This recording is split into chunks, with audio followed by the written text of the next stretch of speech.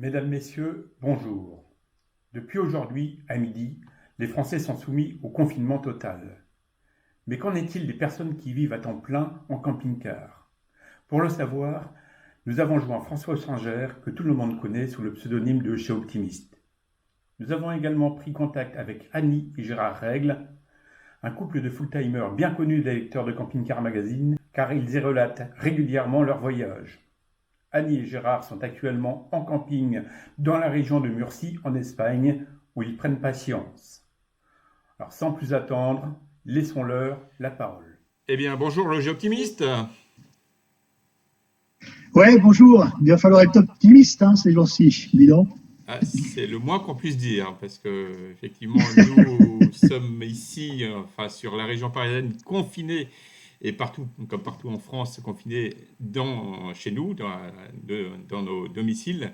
Mais toi, ton domicile, c'est ton camping-car, donc je pense que la situation est la même. Ouais, je pense que c'est plus agréable, honnêtement, d'être dans un camping-car en ce moment, parce que c'est plus aéré, et puis on a la possibilité de sortir facilement, prendre l'air quelques secondes. Voilà, je vous plains, je pense bien à vous et je ne suis pas à plaindre. Malgré tout, le fait de rester dans un camping-car qui est un endroit relativement clos, quand même si tu peux sortir, c'est pas un peu trop stressant? Non, d'abord, c'est un peu mon quotidien depuis 5 ans, donc j'ai un peu l'habitude. Disons que c'est un petit peu plus triste parce que la raison d'être d'un véhicule de loisir et d'un camping-car, c'est de se promener, de voyager, de partager.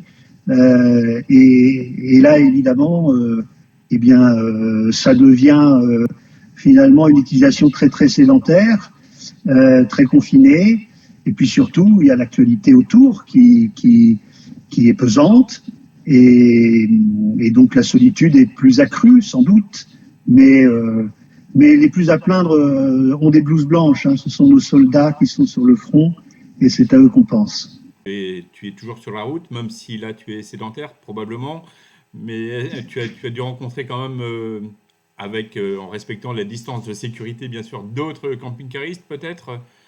Comment que ça se passe? Oui, j'en ai rencontré ces derniers jours, et c'est vrai qu'il y avait un décalage entre les informations qui n'étaient pas toujours très cohérentes d'ailleurs, qu'on recevait, et puis les projets que beaucoup avaient encore d'aller rendre visite à des amis en Bretagne, en Alsace, dans les Landes, et c'est vrai que je me disais intérieurement que sans doute ces projets ne pourraient pas voir le jour, et j'étais frappé par ce décalage déjà depuis plusieurs jours.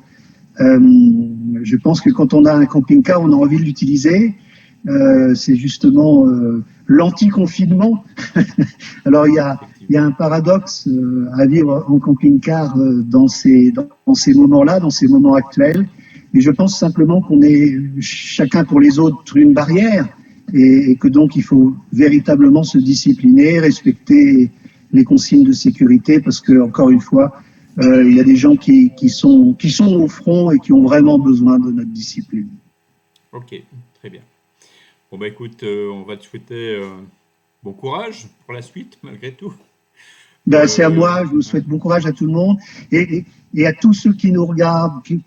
Voilà, prenez soin de vous, prenez soin des autres, et puis voilà, et puis à bientôt quand les vents seront meilleurs. Oui, le jour d'après sera meilleur. Merci François. À bientôt. Ciao.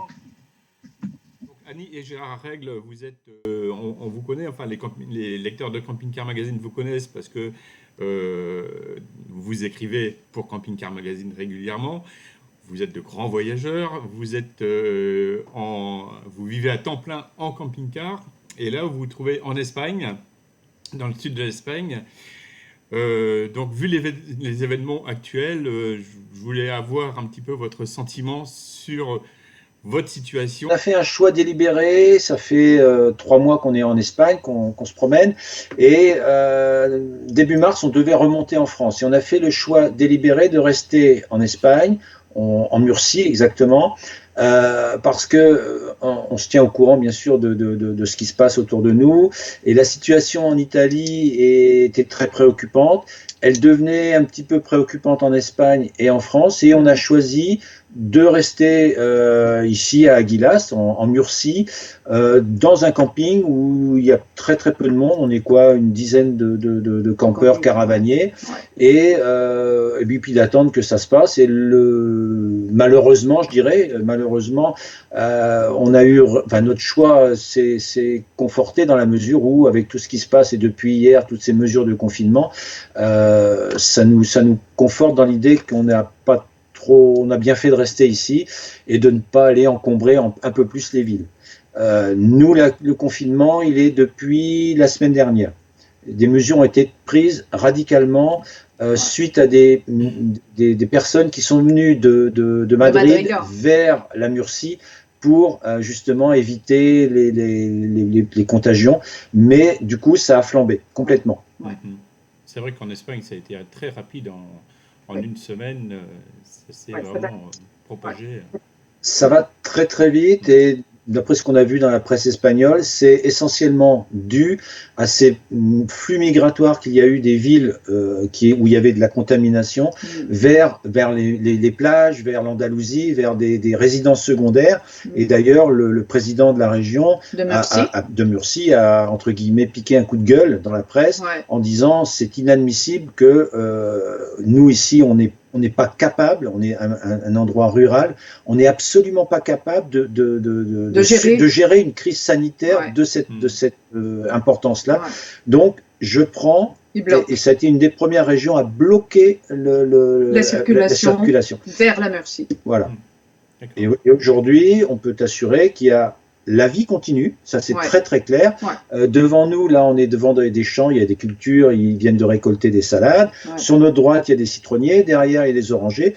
Dans les champs, il y a énormément de gens qui plantent, qui récoltent, il n'y a absolument aucun problème. Les bus attendent les ouvriers, mais comme d'habitude. Monsieur, je vais citer le nom, tant pis, mais Monsieur Amazon, il livre toujours ses petits paquets. Le personnel est là. Par contre, le camping est fermé aux nouveaux arrivants. Voilà. Et pour les commerces, il n'y a pas de souci. Il y a eu de la panique le premier jour, juste le premier jour, chez Mercadona, qui est vraiment le magasin de référence de l'Espagne. Et depuis, ça s'est calmé. Les gens, il y a plus ou moins des ruptures, mais pas importantes, plus sur la viande, sur les fruits, les légumes. Mais là, maintenant, après 8 jours de confinement pour les locaux, ça s'arrange. Franchement, ça s'arrange et chacun respecte. Chacun respecte les distances de sécurité. Également dans les magasins, on vient de vérifier avec nos amis flamands, nous ont dit vraiment il y a le respect de 1 mètre entre chaque personne. Par contre, effectivement, dans les magasins, c'est vrai qu'en général, les Espagnols sont gays, ça discute. Là, c'est tristouille. Soyons honnêtes, le moral n'y est plus. Tout est fermé, excepté les pharmacies. L'autre jour, on est passé, il y avait une grosse quincaillerie qui reste ouverte, mais les gens demandent à l'extérieur ce qu'ils veulent et ils sont servis. Mais c'est normal, il faut que la vie continue pour les professionnels. C'est pour les urgences en quincaillerie. Voilà, quand il y a une fuite d'eau, choses comme ça, il faut quand même pouvoir régler les problèmes. Cela dit, sur la route, hormis les ouvriers, tu vois très très peu de monde. Il y a une autoroute qui traverse là quand on va à Aguilas. C'est désert, c'est vraiment le désert. Tu n'as que des camions qui passent et c'est des camions qui transportent des fruits, des légumes, du matériel. Mais globalement, les gens ici sont très très respectueux, franchement.